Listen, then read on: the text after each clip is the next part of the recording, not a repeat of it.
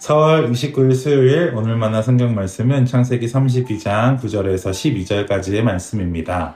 야곱은 기도를 드렸다. 할아버지 아브라함을 보살펴 주신 하나님, 아버지 이삭을 보살펴 주신 하나님, 고향 친족에게로 돌아가면 은혜를 베푸시겠다고 저에게 약속하신 주님. 주님께서 주님의 종에게 베푸신 이 모든 은총과 온갖 진실을 이 종은 감히 받을 자격이 없습니다. 제가 이 요단강을 건널 때에 가진 것이라고는 지팡이 하나뿐이었습니다만 이제 저는 이처럼 두 무리나 이루었습니다. 부디 제 형의 손에서 에서의 손에서 저를 건져 주십시오. 형이 와서 저를 치고 아내들과 자식들까지 죽일까 두렵습니다. 주님께서 말씀하시기를 내가 반드시 너에게 은혜를 베풀어서 너의 씨가 바다의 모래처럼 셀 수도 없이 많아지게 하겠다 하시지 않으셨습니까? 아멘. 오늘 만나러 만나주시는 하나님을 기대합니다. 야곱은 약 20여 년 만에 고향으로 귀환합니다. 그의 집으로, 그의 가족으로, 그의 과거와 그리고 그의 과거로 다시 돌아옵니다. 창세기 32장은 야곱이 얼마나 그 귀환을 부담스러워했는지를 아주 상세히 기록하고 있습니다. 그 중심에는 당연히 형 에서와의 재회가 자리합니다.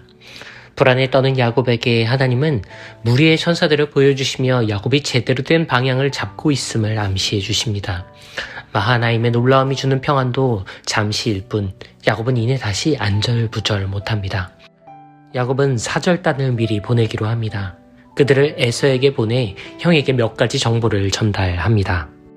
당신의 종인 저는 외삼촌 댁에서 많은 성공을 거두었습니다.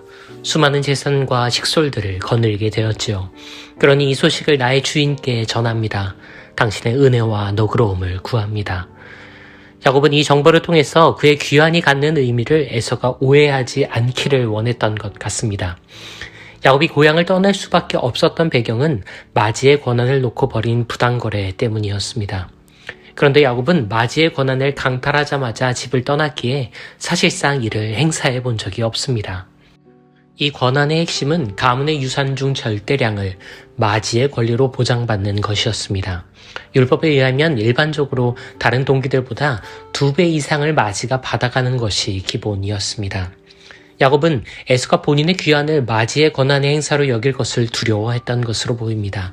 그래서 야곱은 본인이 이미 상당한 양의 재산을 보유하고 있다고, 에서가 가지고 있는 재산이 전혀 필요치 않다고 넌지시 말합니다.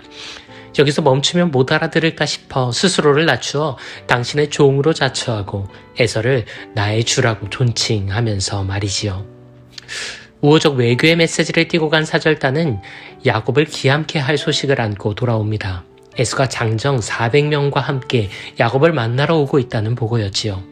야곱의 불안은 극에 달합니다. 형은 가장 가까운 사람에게 절대로 빼앗길 수 없는 것을 강탈당한 분노와 원한에 아직 사로잡혀 있거나 여전히 상남자 마초로 사느라 행간을 읽는 능력이 현저히 낮아 본인의 메시지를 제대로 읽지 못한 것처럼 보입니다. 그래서 야곱은 형 에서가 무력을 쓸 것이라고 강하게 확신합니다. 다급하게 야곱은 대부족을 크게 둘로 나눕니다. 한쪽이 공격을 당하면 남은 한쪽이라도 살아남을 요량으로 머리를 쓰지요. 도저히 이길 수 없는 무리와의 무력 충돌을 염려하며 야곱은 그의 삶의 가장 든든한 우군인 하나님의 이름을 부릅니다. 할아버지의 하나님, 아버지의 하나님, 저에게 하신 말씀을 따라 이곳으로 귀환했습니다. 저는 못난 사람입니다. 오늘까지 당신의 은총과 신실함으로 여기까지 왔습니다. 그러니 형에게서 저를 구해 주십시오. 형이 저와 제 가족을 죽일지도 모릅니다. 당신이 저에게 하셨던 그 생존과 번역의 언약을 기억해 주십시오. 오늘 우리가 함께 읽은 이 야곱의 기도는 한편으로 참 신실합니다. 야곱은 하나님이 어떤 분이신지를 고백하고 그 하나님이 본인의 삶에서 어떤 분이셨는지를 회고합니다. 자신의 나약함과 부족함을 인정하며 그가 처한 위기와 현실을 위탁하지요. 끝으로 하나님의 성품과 언약에 기대어 그 뜻을 성취해 주심을 소원합니다. 이 기도가 신앙인들에게 구조적으로 거의 완벽에 가깝게 느껴지는 것은 착시가 아닙니다. 그리스도인들에게 가장 완벽한 기도라고 하면 여러분은 어떤 기도가 떠오르시나요? 네, 우리 주님이 친히 알려주신 바로 그 기도문이지요. 야곱의 기도는 주기도와 많이 닮았습니다. 하나님을 호명하며 그분이 어떤 분이신지를 고백하고 기도로 고백하는 이가 마주한 구체적인 삶의 요청들을 간구합니다. 그리고 그분의 의지와 뜻이 궁극적으로 성취되기를 소원하는 것으로 기도가 마무리되지요. 이처럼 야곱의 기도는 우리에게 주신 가장 위대한 기도와 거의 닮아 있습니다. 하지만 아주 결정적인 한 가지가 누락되어 있지요. 우리에게 빚진 이들을 탕감하겠으니 저희의 빚도 탕감해 주십시오가 야곱의 기도에는 존재하지 않습니다. 다시 말해 야곱의 기도에는 하나님과 기도하는 본인, 즉 이자 관계만 가득합니다. 주기도의 또 다른 핵심인 타자가 야곱의 기도에는 소거되어 있습니다. 즉 야곱의 기도에는 에서가 등장하지 않습니다. 아닌데요. 야곱의 기도에 에서가 등장하고 있는데요. 어떤 분들은 11절에 근거하여 에서가 있다고 말씀하실 수도 있습니다. 하지만 이 에서는 지극히 야곱의 시선에서 묘사되는 에서입니다. 이 에서는 야곱의 요청의 배경이 되는 에서일 뿐입니다. 한마디로 에서는 기도 속에 언급되고 있지 등장하지는 않습니다. 야곱은 앞서 언급한 것처럼 본인의 귀환이 에서에게 어떤 의미로 여겨질지를 잘 알고 있습니다. 그렇다면 야곱은 에서가 지난 20여 년간 얼마나 불안정한 위치에서 살아왔는지도 분명 알고 있을 겁니다. 에서는 사라진 야곱 이후로 사실상 가문의 가장이자 부족의 족장 역할을 도맡았습니다. 살아있는 아버지 이삭은 이미 야곱이 도주하기 전부터도 족장의 역할을 감당하기 어려운 처지였으니까요. 에서는 야곱과는 전혀 다른 방식으로 고향에서 부족을 크게 키웠습니다. 400명의 장정이 함께하는 것만 보아도 그가 사회적으로 얼마나 유력한 사람인지가 드러나지요. 그런데 그 모든 성취와 삶은 언제나 위태롭기 짝이 없습니다. 맞이의 권한을 가진 동생이 돌아오면 그 성취의 대부분을 그의 몫으로 정당히 돌려줘야 하며 부족의 수장 자리마저 넘겨줘야만 합니다.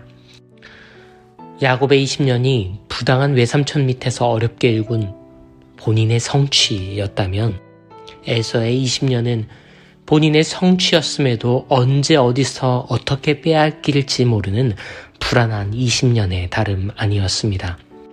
야곱이 정말 에서를 그의 기도에 등장시키려 했다면, 아니 야곱이 정말로 형 에서를 그의 삶의 유의미한 존재로 의식했다면 그는 이렇게 기도해야만 했습니다. 제가 형에게 저지른 범죄와 과오를 인정합니다. 그 모든 것을 용서받을 수 있도록 도와주십시오. 형에게 지었던 그 빚을 제가 갚을 터이니 당신께도 진 그 빚을 탕감해 주십시오. 야곱의 기도에 오늘 우리의 기도와 신앙을 겹쳐봅니다. 우리는 하나님께 정말 신실하고 아름다운 기도와 신앙을 올릴 수 있습니다. 하나님과 나로만 가득 찬 일종의 자기 충족적 형식으로 우리는 그럴듯한 그리스도인으로 사는 것이 불가능하지 않습니다. 내가 상처 입히고 내가 탕감해줘야 할 타자가 제거된 신앙은 그렇게 아름다운 자기 완결성을 갖출 수도 있음에 우리는 모골이 송연해져야만 합니다. 그러니 우리의 기도를 그리고 우리의 신앙을 곰곰이 성찰해 봅시다. 오늘 우리의 기도에는 형 에서가 등장하는지요? 나와 하나님과의 관계의 소품이나 배경이 아니라 그 중핵에 드러나야 할 용서와 책임, 사랑의 대상으로서의 타자가 등장하는지 함께 숙고하는 하루이기를 소원합니다. 기도합니다. 주님, 저에게 알려주신 기도의 중앙에 바로 그 타자가 있습니다.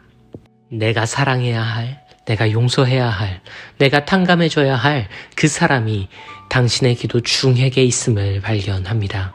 그러니 우리의 기도가 야곱이 아닌 당신의 그것을 담게 하소서.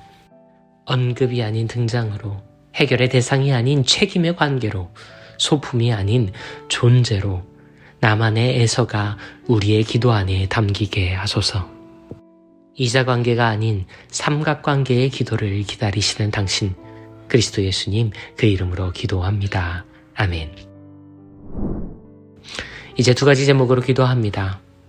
형 에서를, 타자를 소구하지 않고 중심에 두는 기도와 신앙을 결단하며, 이어서 우리와 다음 세대가 더불어 살아가는 주기도의 구조와 문법을 배우고 살아낼 수 있도록 함께 기도하신 이후에 개인의 기도로 경건을 이어갑니다.